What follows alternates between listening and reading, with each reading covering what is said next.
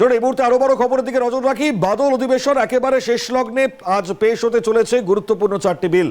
সংসদে আজ পেশ করবে কেন্দ্রীয় সরকার। কি কি বিল রয়েছে, কতটা গুরুত্ব, ইন্দ্রাণী জানাবেন আরো বিস্তারিত। ইন্দ্রাণী, দেখো, আজকে 4টি গুরুত্বপূর্ণ বিল পেশ করতে চলেছে মণিময়। তোমায় জানিয়ে রাখবো, আজ এবং আগামীকাল দুদিন রয়েছে বাদল অধিবেশন, এবং সেক্ষেত্রে আজকে প্রায় শেষ লগ্নে 4টি বিল। জম্মু কাশ্মীর পুনর্গঠন সংশোধনী বিল 2025, সংবিধান 130তম সংশোধনী বিল, যেটা অত্যন্ত গুরুত্বপূর্ণ, কেন্দ্রশাসিত অঞ্চল শাসন সংশোধনী বিল এবং অনলাইন গেমিং নিয়ন্ত্রণ ও প্রমোশন। এর মধ্যে জম্মু কাশ্মীর পুনর্গঠন বিল যেমন ইম্পর্টেন্ট, ঠিক তেমনই 130তম সংশোধনী বিল সংবিধানের, এটা অত্যন্ত গুরুত্বপূর্ণ। এই কনস্টিটিউশন অ্যামেন্ডমেন্ট বিলে বলা হয়েছে, গুরুতর অভিযোগে যদি কোনো প্রধানমন্ত্রী, মুখ্যমন্ত্রী বা অন্য কোনো মন্ত্রী টানা 30 দিন জেল বা হেফাজতে থাকলে তাকে ওই পদ থেকে অপসারিত করা হবে। প্রধানমন্ত্রীর সুপারিশে সংশ্লিষ্ট ব্যক্তিকে সরিয়ে দেবেন রাষ্ট্রপতি।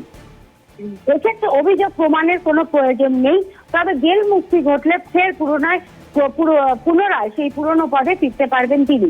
এবং জম্মু কাশ্মীর অ্যামেন্ডমেন্ট বিলও এসছে, যে বিল নিয়ে নতুন করে জম্মু কাশ্মীরের পুনর্গঠন নিয়ে কি সিদ্ধান্ত নিয়েছে কেন্দ্রীয় সরকার, সেটা আজ সংসদে জানাবেন কেন্দ্রীয় স্বরাষ্ট্রমন্ত্রী অমিত শাহ।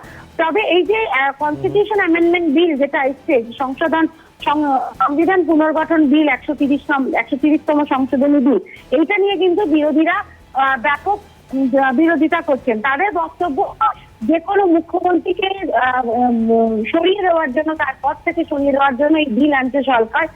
যে বিরোধীরা যাতে এই নিয়ে প্রশ্ন তুলতে না পারেন, তার জন্য প্রধানমন্ত্রীকে এর ইনক্লুড করা হয়েছে।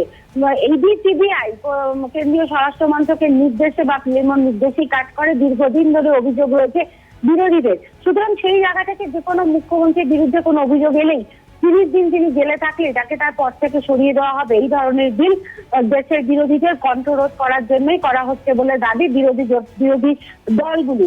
তোমাকে জানিয়ে রাখবো, এর আগে কিন্তু দুজন মুখ্যমন্ত্রী, অরবিন্দ কেজরিওয়াল এবং হেমন্ত সোরেন, তারা দুজন জেলে গিয়েছেন। যদিও হেমন্ত সোরেন পদত্যাগ করে জেলে যান এবং জেল থেকে বেরিয়ে তিনি পুনরায় নিজে মুখ্যমন্ত্রীত্বের পদ গ্রহণ করেন, কিন্তু অরবিন্দ কেজরিওয়াল পুরো সময়টাই জেলে ছিলেন এবং তিনি মুখ্যমন্ত্রী রূপেই কাজ চালিয়ে গিয়েছেন। এবার এই নতুন যে বিল আসছে, এই বিলে কিন্তু মুখ্যমন্ত্রীদের ক্ষমতা খর্ব করা এবং 30 দিনের বেশি যারা জেলে থাকলে তাদের পদ থেকে সরিয়ে দেওয়ার একটা পরিকল্পনা করেছে কেন্দ্রীয় সরকার, এবং এক্ষেত্রে তারা এই বিলটিকে অস্ত্র হিসাবে ব্যবহার করবে বলেই দাবি বিরোধী পক্ষের। মণিময়, ধন্যবাদ ইন্দ্রাণী। টেলিফোনে ছিলেন আমাদের প্রতিনিধি ইন্দ্রাণী দাশগুপ্ত।